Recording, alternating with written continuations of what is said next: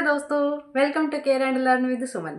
आज मैं आपको बताती हूँ सबसे मोस्ट इम्पॉर्टेंट टॉपिक जो हर कॉम्पिटेटिव एग्जाम में आता है बट बच्चे उसको लर्न नहीं कर पाते। आज हम बात करेंगे प्लेसेंटा प्रीविया एंड अब्रप्शो प्लेसेंटा। चलिए इनके बारे में डिफरेंस देखते हैं।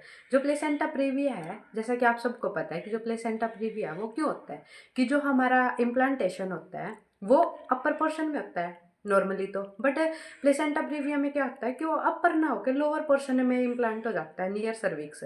तो उससे क्या होता है कि ये प्रॉब्लम स्टार्ट हो जाती है। तो अब हमें एग्जाम में एग्जामिनर क्या पूछता है कि डिफरेंस बताए कि ये अब्रप्शियो प्लेसेंटा है फिर प्लेसेंटा प्रीविया।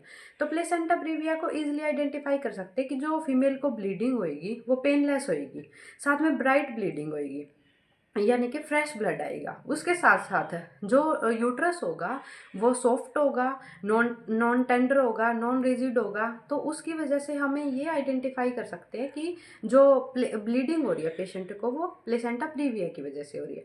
चलिए अब अब्रप्शो प्लेसेंटा के बारे में बात करते हैं। अब्रप्शो प्लेसेंटा का मीनिंग क्या होता है कि जो प्लेसेंटा है वो प्रीमेच्योर सेपरेट हो जाता है, यानी कि कोज होते हैं ना इसके, जैसे कि कोकेन अब्यूजर है फीमेल, हाइपरटेंशन है, कोई इंजरी है, कोई ट्रॉमा है, तो उसकी वजह से वो प्रीमेच्योर सेपरेट हो जाता है। तो अब हम कैसे पता करेंगे कि ये जो ब्लीडिंग हो रही है ये अब्रप्शियो प्लेसेंटा की वजह से हो रही है। जो अब्रप्शियो प्लेसेंटा की ब्लीडिंग होगी वो पेनफुल होगी, यानी कि पेशेंट को पेन होएगा ड्यूरिंग ब्लीडिंग। उसके साथ साथ जो यूट्रस होएगा वो रिजिड होएगा, टेंडर होएगा, और मतलब जो ब्लीडिंग होएगी वो डार्क कलर की होगी।